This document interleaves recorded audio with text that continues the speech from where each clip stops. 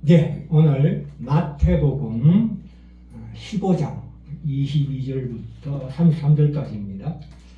22절, 23절 읽겠습니다. 예수께서 즉시 제자들을 재촉하사 자기가 무리를 보내는 동안에 배를 타고 앞서 건너편으로 가게 하시고 무리를 보내신 후에 기도하러 따로 산에 올라가시다 저물매 거기 혼자 계시더니 예수님께서 오병이 기적을 일으키시고 난 다음에 무리를 보내는 동안에 제자들을 따로 먼저 보내시는 대목입니다. 이것은 제자들의 신앙을 연단시키기 위한 하나님의 훈련이십니다.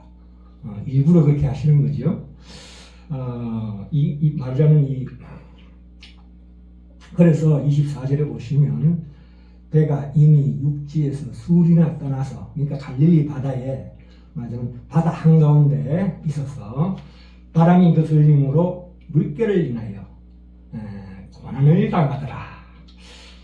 이 배 속에 있는 배라는 것은 배 속에 있는 제자들은 교회를 의미합니다. 그래서 이 환란에 빠진 교회를 비유하고 있습니다.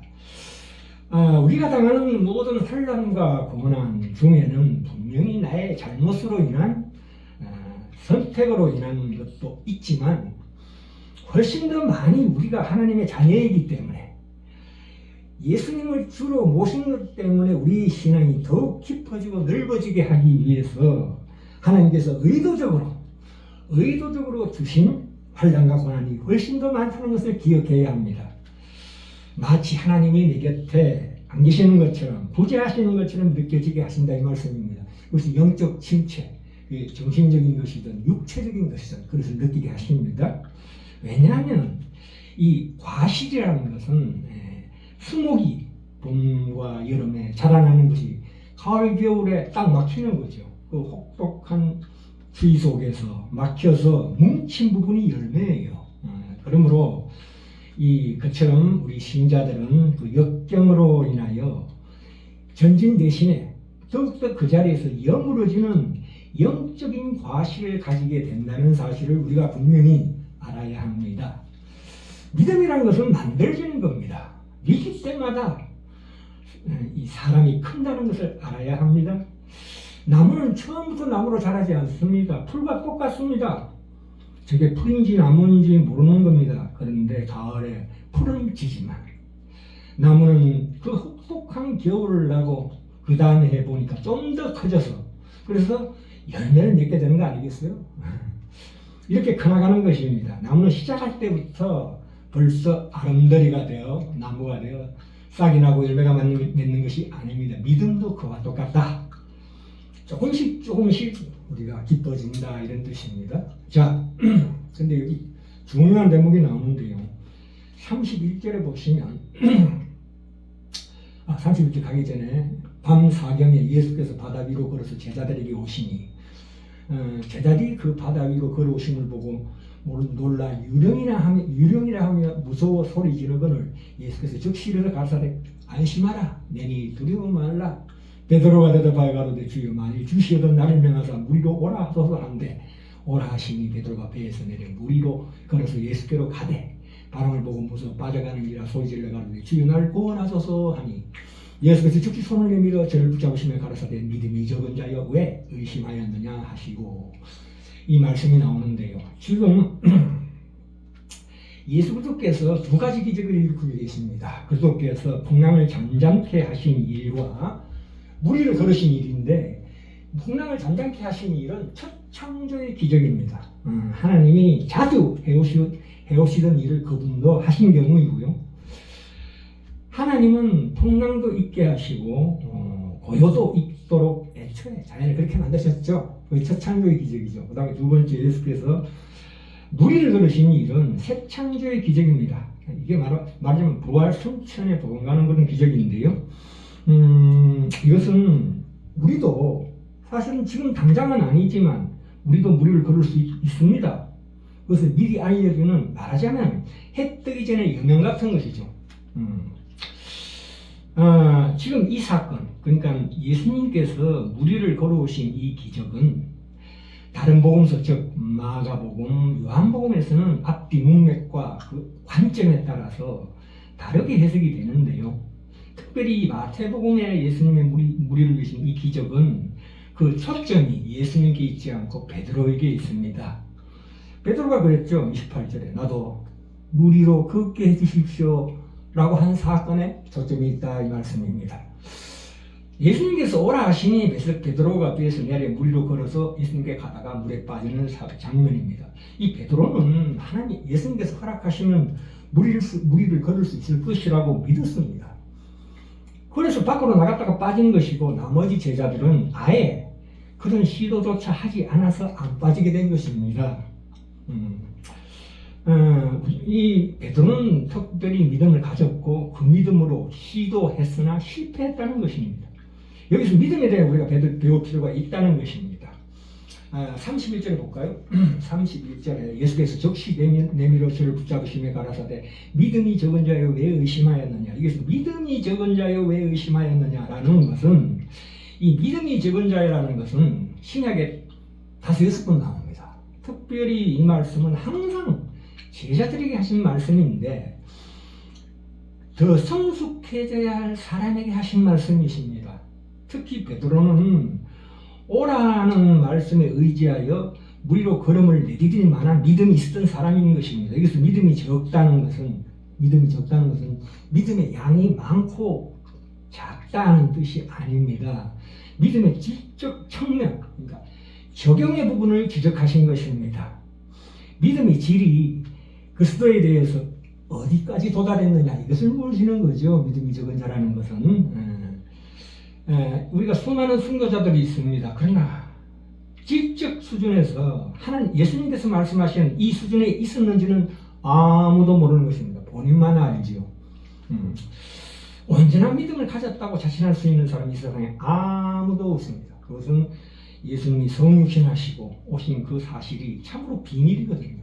큰 신비예요. 우리가 온전히 알 수 없고 알 수 없다는 그 인간 한계를 생각할 때 과연 내가 예수님이 말씀하시는 그 질적 측면에서의 온전한 믿음을 가졌느냐를 다시 되물어봐야 합니다. 또 왜 의심하였느냐 했을 때 이 왜라는 말은 무슨 목적을 위해서라는 뜻입니다.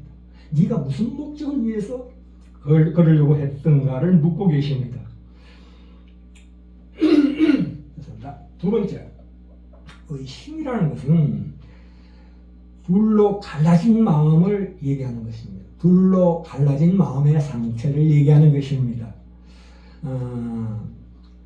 이 의심이라는 것은 믿음이 없으면 의심도 없습니다. 믿음이 있는 곳에 반드시 이런 의심이 있을 수밖에 없다는 것입니다. 물론 우리는 초점이 말하자면 베드로가 예수님만 바라보고 걸었다면은 물에 빠지지 않았을 텐데 그랬다는 것도 물론 맞는 말이지만 그러나 그것은 사실은 더 깊은 우리 속에 있는 어떤 믿음의 방향과 상태를 더 잘 주시하게 만드는 그런 실패입니다. 우리가 보통 그렇게 헌신하고도 여전히 세상 복을 누려 사업이나 건강이나 자녀의 축복받는 것이 목적인가 하는 것을 다시 한번 마음속을 들여다봐야 합니다. 육신을 입은 존재가 육신의 영화를 바라볼 때 그것을 소망하는 것은 당연한 일입니다. 진정 그것이 피 흘리는 예수의 십자가 위에 그리스도를 닮는 것이 목적인가 생각해 보아야 한다 이런 뜻입니다. 그러나 이 한마음을 갖는다는 것이 얼마나 어려운가 하는 것은 아무도 그것을 자신할 수 없는 것입니다. 내 마음속에 이 이중적인 말하자면 소망에 대해서 부인할 수 있는 사람은 아무도 없을 것입니다. 그래서 우리는 베드로처럼 오늘도 물에 빠져서 허우적거리면서 외치고 있습니다. 주여 나를 구원하소서. 우리를 불쌍히 여기소서 이렇게 얘기할 수밖에 없는 것입니다. 이 사건과는 별개로 누가복음 8장 22절 25절에 보시면 예수님께서 이번에는 배에서 제자들과 함께 주무시다가 풍랑이 일 때 제자들이 예수님을 깨우는 대목이 나옵니다. 그때 예수님께서 일어나셔가지고 바람과 바다를 잠잠케 하신 사건이 있습니다. 바람과 바다를 꾸짖어 잠잠케 하시고 난 다음에 25절에 보시면 제자들에게 이르시되 너희 믿음이 어디 있느냐. 좀 비슷한 말씀이죠. 너희 믿음이 어디 있냐 이렇게 묻습니다. 하시니 제자들이 저가 니기에 바람과 세상과 물을 명함에 순종하는 거 하더라. 이 순종이란 말이 나오죠. 이 예수님이 너희 믿음이 어디 있느냐고 묻는 것은 비슷합니다. 너희들이 다만 예수님이 어떤 형편과 사건을 해결해 주시는 분으로만 아느냐, 아니면 세상이 모든 자연 만물이 그 앞에 순종해야 할 궁극적 권위자냐 묻고 있는 거죠. 궁극적 권위자로 믿고 있느냐를 그것을 묻는 것이죠. 그래서 너희 믿음이 어디 있느냐. 이 똑같은 말씀이죠. 왜 의심하였느냐라는 것이 더 성숙해지게 하기 위해서 예수님께서 이렇게 말씀하시는 것입니다. 그러니까 믿음이 자라고 굳어지고 커진다는 것을 우리에게 가르치고 있는 것입니다. 베드로는 믿음으로 시작했으나 왜 실패했는가? 30절의 바람을 보고 무서워 빠져가는지라 소리질러 가로되 주여 나를 구원하소서 하니 예수께서 즉시 손을 내밀어 저를 붙잡히며 가라사대 믿음이 적은 자여 왜 의심하였느냐? 우리에게 믿음이라는 것이 의심과 갈등이 없는 어떤 몰입된 믿음의 감격과 몰입된 상태라고 생각하는 것은 성경이 우리에게 가르치고자 하는 것과 전혀 다릅니다. 믿음이란 생각하고 결정하고 이해하고 또 올바른 것으로 나아가기 위해서 그 수많은 난관을 거쳐야 하는 것입니다. 성경이 우리에게 가르치고자 하는 것은 하나님의 자녀로서 믿음의 싸움을 싸울 때 이 세상에 힘과 원리로 다가올 때에 세상이 유혹하는 것들과 적대적으로 싸워 이겨야 됨을 가르치고 있습니다. 풍랑이는 바다에서 그 풍랑이 배를 흔들고 제자들 흔들지만 예수님은 흔들 수 없다는 것을 지금 극단적으로 대조하고 있는 대목입니다. 우리가 이 말씀이 마태복음 6장에도 나옵니다. 마태복음 6장에 무슨 말씀 나옵니까? 그러므로 내가 너희에게 이르노니 목숨을 위해 무엇을 먹을까 무엇을 마실까 몸을 위하여 무엇을 두라 염려하지 말라 말씀하시고 난 다음에 30절에 보시면 뭐라고 나옵니까? 오늘 있다가 내일 아공에 던지는 돌풀로 하나님이 이렇게 입히시거든 하물며 너희가 보냐 믿음이 적은 자들아. 성경은 우리에게 하나님을 믿는다 예수를 믿는다 하는 보상이 뭐냐 할 때 아무 걱정 근심이 없는 그런 자리로의 공간 이동, 다시 말해서 물에 빠지지 않는 그런 공간 이동과 모든 조건과 환경과 고통과 근심이 없는 것을 우리에게 일차적으로 약속하지 않습니다. 우리를 이 세상에 내버려 두고 있습니다.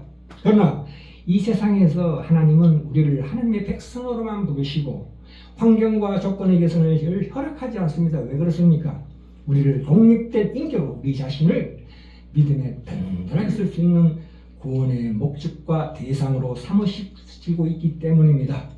우리가 가는 믿음의 목적지는 시간과 거리로만 도달되는 것이 아니라 거기에 도달함으로써 그 과정과 그 많은 시간에 걸친 이 먼 길이 우리를 하나님의 자녀라 부르기에 조금도 부족함이 없는 하나님의 형상으로 빚어가기 위해서 참다운 인간의 영광의 자리에 서게 하시기 위해서 그렇게 하시는 것입니다. 그래서 오늘 제목이 물에 빠진 베드로의 실패가 꼭 필요한 이유가 바로 그것입니다. 그래서 결국 어떻게 됩니까?